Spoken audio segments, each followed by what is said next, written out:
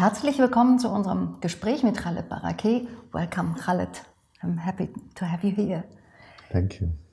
Wir möchten sprechen über seine Kunst heute, die immer wieder thematisch kreist um Migration und Machtstrukturen, die damit zu tun haben und die immer wieder in den Blick nimmt, die Opfer von Krieg und Flucht und Exil. Since the beginning of the Syrian revolution, since 2011, I was trying to make advocacy through my artwork. I tried to bring attention, to use artistic language to bring our voices to the world. In January, the Koblenz Higher Regional Court pronounced a groundbreaking verdict against two former members of the Syrian regime.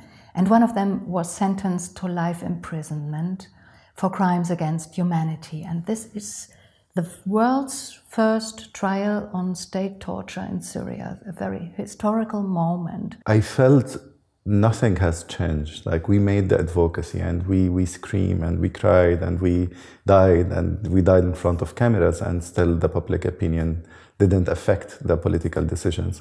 So with this specific trial, I feel like there's a new hope, right? Which is the justice system. So now through my artwork, I'm kind of focusing a lot on the kind of parallel lines between legal system and artistic approach. So hopefully that will be the kind of new way of thinking to approach my practice in the future. One of the challenges I faced is how can we present ourselves and while making advocacy, while at the same time protecting people's dignity, right? Because in the West here, for example, if there's any death or even car accident, so they don't show the images, right? They deal with it in a very respectful way, which I appreciate. At the same time, reality of war is ugly. How can we show this reality to form public opinion, but while considering still the victims at first place?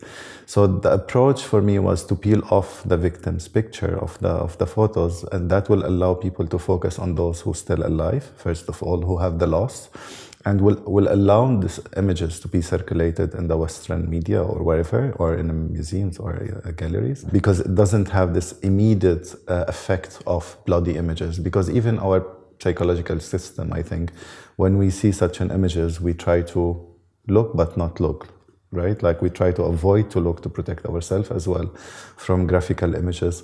And that was kind of my approach toward representation of victims in media and in art, which is, I think, something apparently followed my practice or was present in my practice without even having a strong decision about it in advance. But I felt it's very important, this self-censorship kind of, or can censorship anyway become positive in this way? And I felt, yes, maybe will be the approach of allowing the victims to present their photos without having them in the picture as well.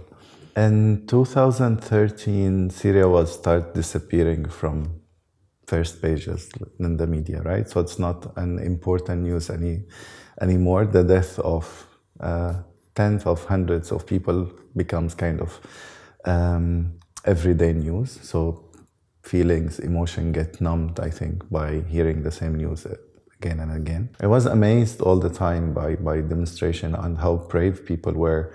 So I wanted to present that moment of braveness, of people going to celebrate in the street, not to celebrate the death of someone, which is funerals, when they hold someone in their shoulder when they die, because that was the only events where they're allowed to meet and together as well, without calling it a demonstration.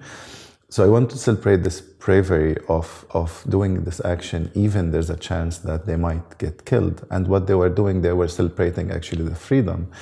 And I felt I want to bring that specific object here, and for me as well, not only to tell people, but because I wanted to connect to it, even from a distance, to that event, to that demonstration in the street.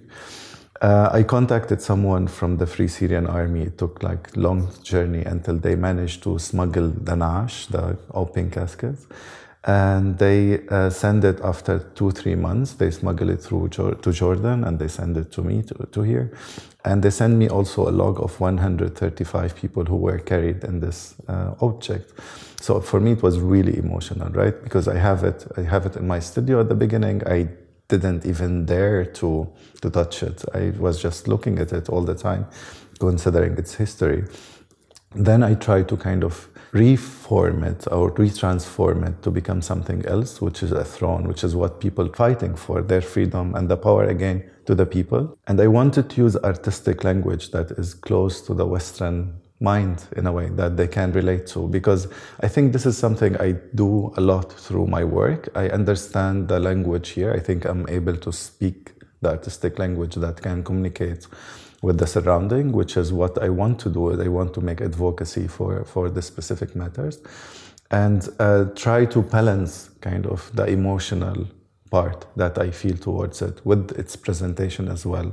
So that was kind of my answer, I think, kind of presenting it almost into like an anthropological way in a museum, like, you know, all the pieces next to each other. Because after I built the throne, I didn't dare to throw out all the old pieces or all the rest of the pieces that remain of the wood, or even the dust of the wood or the nails. So I kept everything because it has the emotional value for me, and I present it around the throne and the floor. In a way, kind of showing it's still an action in process, right?